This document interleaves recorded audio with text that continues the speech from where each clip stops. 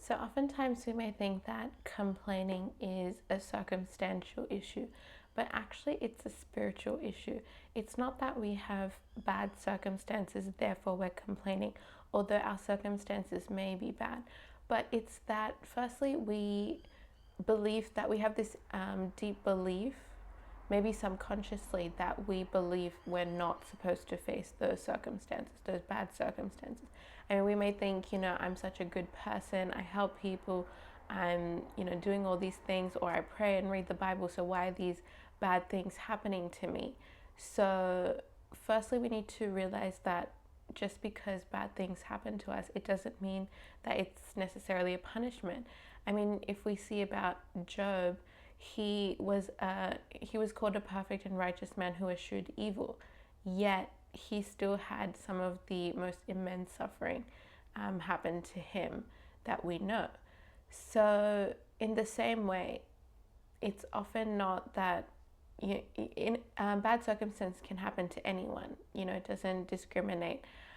And the other thing is that I find that usually when I fall into complaining, it's just a spiritual depletion issue. We're just spiritually deprived.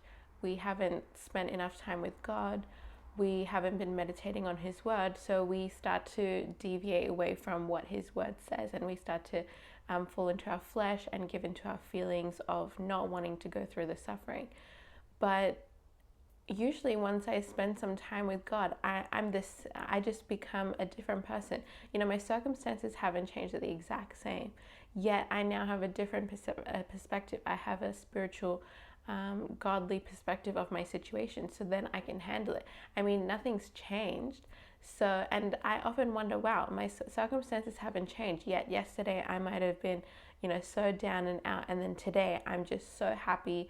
My cup is full. I'm able to help other people, and it's simply because I spend time with God. So I really encourage you that if you are complaining, if you find yourself discontent with your circumstances, run to God, run to the Bible, and meditate on what He has to say.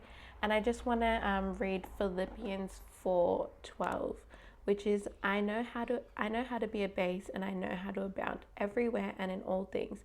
I have learned both to be full and to be hungry, both to abound and to suffer need. And so that's the sort of the mindset and the approach that we need to have when we come to our suffering or in any situation in life.